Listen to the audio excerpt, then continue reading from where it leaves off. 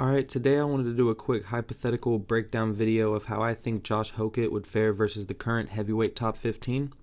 Now obviously after that Blades fight we know some of these matchups might not be too hard for him, but there's still some really good matchups at the top to discuss.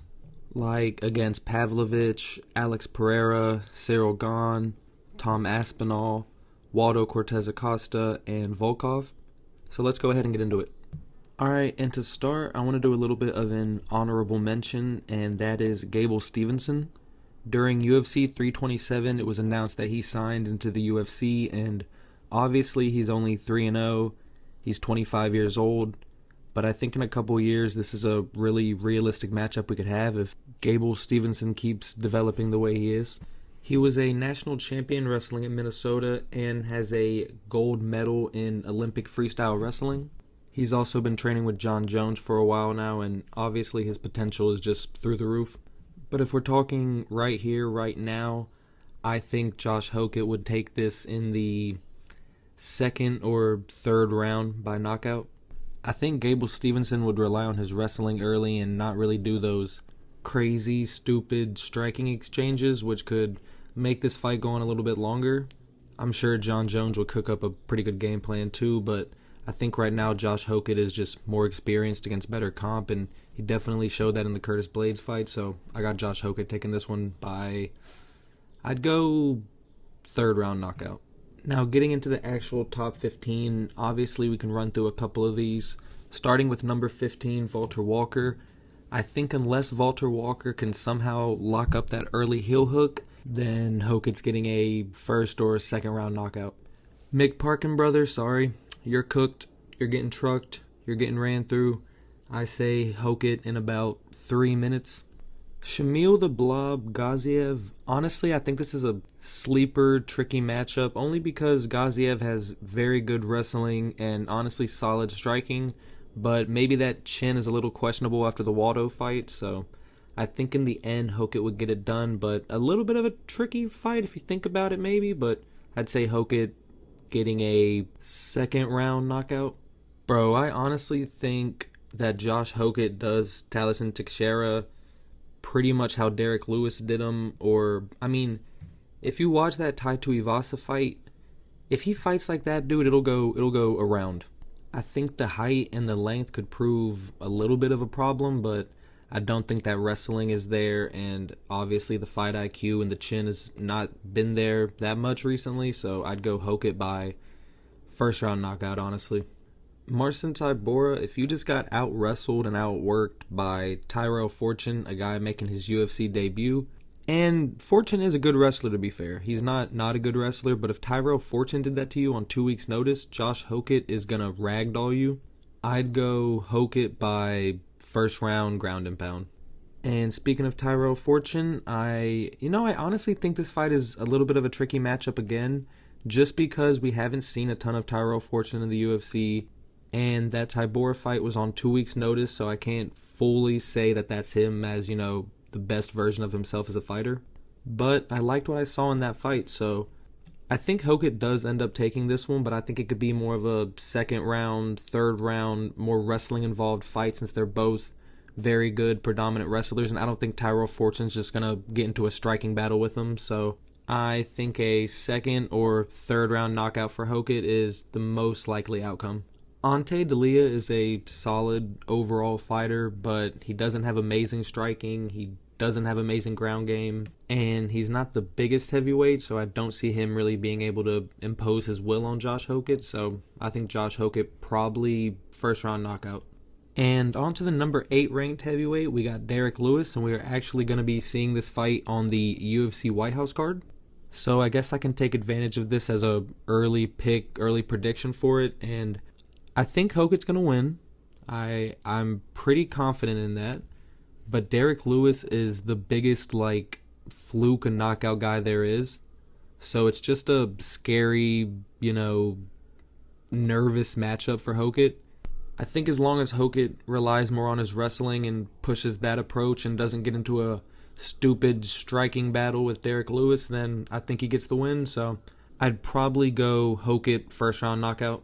At number 7, we got Rizvan Kuniev, and this is another kind of maybe dark horse matchup for him. Kuniev is 1-1 in the UFC with a decision loss to Curtis Blades and a decision win to Jalen Almeida. A lot of people had him actually winning that Curtis Blades fight, and I also thought he whooped Jalen Almeida's ass in his recent fight, so I think it's a tougher matchup than some people would think, but I think Hokit would get a third-round knockout or second-round knockout. Probably third round, though. I think Kuniev has a pretty good chin and can rely on his wrestling pretty good. At number 6, we have Sergey Spivak, and Sergey is a solid wrestler, pretty technical striker, but he doesn't have a ton of power, and I don't think he's big enough to really push his wrestling on Hokit that much. So I think Hokit would outstrike him on the feet, accuracy-wise and power-wise, and I think his wrestling defense is good enough to withstand anything Sergey really tried to push on him, so I think Hokit probably second-round knockout. Number 5 was Curtis Blades, and obviously we just saw how that went. I don't really think that's how many people were predicting it. I thought Hokit was going to get a knockout win, maybe in the second or the third round, but I didn't think the fight was going to go like that at all. I thought it was going to be a lot more wrestling based, and I thought Curtis was maybe going to be able to get some more takedowns and get some more top control time, but I thought Hokit was eventually going to be able to outstrike him on the feet. But I mean, they had a war. Shout out to them again, and no real stock loss for Curtis Blades, honestly. I think he definitely needs to take some time off and recover after that fight, but he looked good, and obviously I can't really predict how this one would go. We saw it, but my original prediction was a late stoppage win for Hokit or a dominant decision, and that's not exactly what happened, but I stand on my prediction for that. And now at number 4, these matchups start to get really interesting. At 4, we have Waldo Cortez Acosta, and Waldo's looked really good in the UFC apart from his decision loss to Pavlovich. His striking has looked really good, his footwork has looked really good, his movement for a heavyweight and his speed is all very impressive. But he really hasn't been tested by a wrestler like Josh Hokit.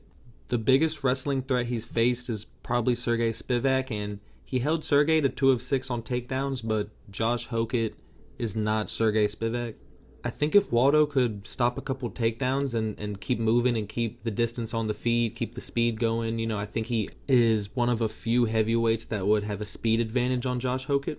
But I don't think I can fully rely on his takedown defense yet, and after that Blades fight, I at least have a decent amount of faith in Hokit's chin, so I think he'll be able to strike with him on the feet for a little while and hold his own there and eventually be able to push that wrestling on him and probably get a late stoppage win or a dominant control-based decision. On to the number 3 heavyweight, we have Sergey Pavlovich, and honestly, if this was the Pavlovich from 3 years ago going into that Aspinall fight, I think this would be an amazing matchup. I think it would be fireworks, and I don't know who I would lean. But after being knocked out by Tom Aspinall, Pavlovich just hasn't looked the same to me. He's a lot more technical, plays on the outside a lot more, and takes his time a lot more.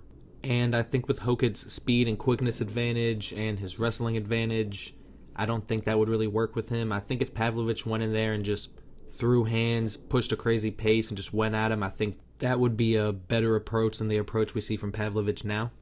I could see Pavlovich trying to be more patient and trying to take his time, and against Josh Hokit, like I said, I just don't think that's going to work.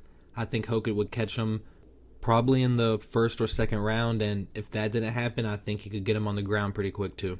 At number 2, we have Alexander Volkov, and I honestly think this is the toughest matchup for Josh Hokit so far. Volkov is like 6'5" or 6'6", so I mean that height is going to be a real advantage for Volkov, and I think unlike someone like Talison Teixeira, he actually really knows how to use it.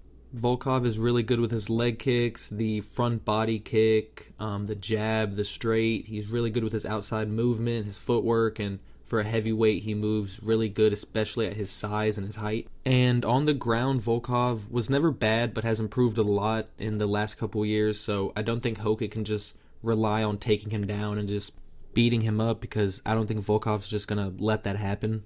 I think this would be a really fun fight and has potential to go either direction, but if I had to say who I think would win, I would still probably lean Josh Hokit. I think as long as he can get inside the pocket and not just get picked at on the outside, then I think he'll get the knockout or get the takedown and get the win. But this is a really tough matchup and probably the toughest matchup so far. Cyril Gane at the number one contender spot, man. See, I think Hokit wins this fight. I think Hokit will take him down and use the wrestling. But Cyril Gane, like Volkov, has very good footwork, very good movement, and is very quick for his size. Definitely one of the new age heavyweights, so it wouldn't be an easy fight for him, but I honestly don't really see Cyril Gane knocking out Josh Hokit.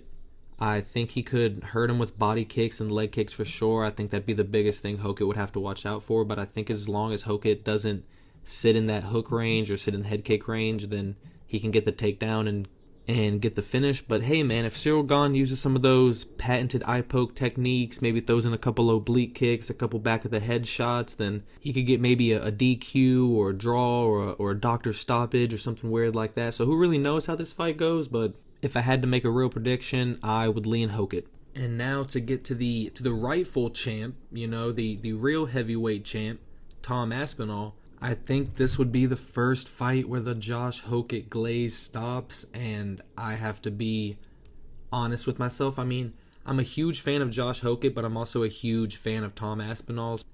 Aspinall to me is just the complete fighter. You can't really beat him anywhere. Crazy speed for his size, very good footwork, very good wrestling, good striking with the hands and the kicks. He's just really completely sound everywhere. I do still think Josh Hokit is a tough matchup for him because, the striking is there for Hokit as well as the wrestling, the speed, the footwork, everything that makes Aspinall good. Hokit is honestly pretty good at as well. Besides, I'd say the kicking game, but everything else, they match up pretty good.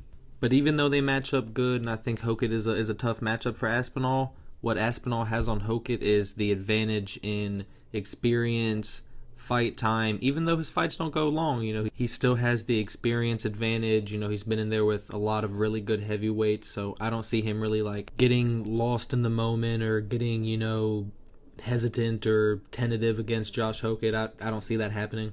So I see this fight going one of two ways. I think it could be a classic Aspinall early knockout if Hokit runs in there, tries to do something stupid, or not necessarily stupid, but just runs in there and tries to be crazy, because Aspinall is very technical and very precise with his striking. So if Hokit goes a little off the rails, I could see Aspinall hitting him early. And if it didn't go that way, I could honestly see another Blades versus Hokit kind of fight, but with some more wrestling involved and leaning Aspinall's way. And the last guy, I guess, would be, kind of an honorable mention, but not necessarily, because he is going to be fighting for the interim heavyweight belt soon. That is Alex Pereira. And, man, this is a really weird fight. If you told somebody 2 or 3 years ago, even if you told somebody last year that there's a very realistic outcome that Alex Pereira and Josh Hokit could be fighting in a heavyweight championship fight, I think people would look at you like you were insane. But here we are, living in that world where if Alex Pereira beats Cyril Gane and Hokit gets maybe just I guess it would be 2 more wins, because I don't see him getting the title shot off the Derek Lewis win. But there's honestly a pretty decent chance that could happen. So, I don't know, man. We could be seeing this fight way sooner than we think. And if I had to make a pick for this fight, man, I cannot go against Alex Pereira. We haven't even seen him at heavyweight yet, but just going off the skill level, the lighter man skill, the experience he's had with everybody he's fought in there, the level of comp he's faced, I just couldn't pick Josh Hokit and feel good about myself. So I think the clear, easy pick here is Alex Pereira. But at the same time, I don't think it's an easy matchup for Pereira. I think he's the way more technical, precise fighter, and will probably have the fight IQ advantage as well. Well, not even probably, will have the fight IQ advantage. But, Josh Hokit, I don't think would be easy. I don't think Alex Pereira's fought anybody like Josh Hokit, so I don't think it would be easy. But I do think Alex Pereira would win a technical battle with his striking, his kicks, working the leg, working the body, probably landing a couple good head kicks, maybe even sneaking in a couple elbows when Josh Hokit tries to work in the clinch or tries to get the takedown. So I could see Alex Pereira stuffing the takedowns and putting pretty good damage on Josh Hokit. But again, this is a weird one because we haven't even seen Alex Pereira at heavyweight yet, so this is a hypothetical of something I haven't even seen yet. It's like a hypothetical of a hypothetical. But my final prediction would be Alex Pereira getting a knockout. You know, I imagine this place takes fight in a championship setting, so I see either a 4th or a 5th round knockout by Alex Pereira. And yeah, man, those are my picks for how I think Josh Hokit would match up with the current heavyweight top 15. And I didn't mean for it to turn into a Josh Hokit glazing session. That's kind of what it turned into, but that's just how I feel like these fights would play out. So let me know if I cooked with these, hypothetical matchups, or let me know if you think I'm crazy and, really riding that Hokit bandwagon too much. But either way, just let me know, and I will see you on the next one.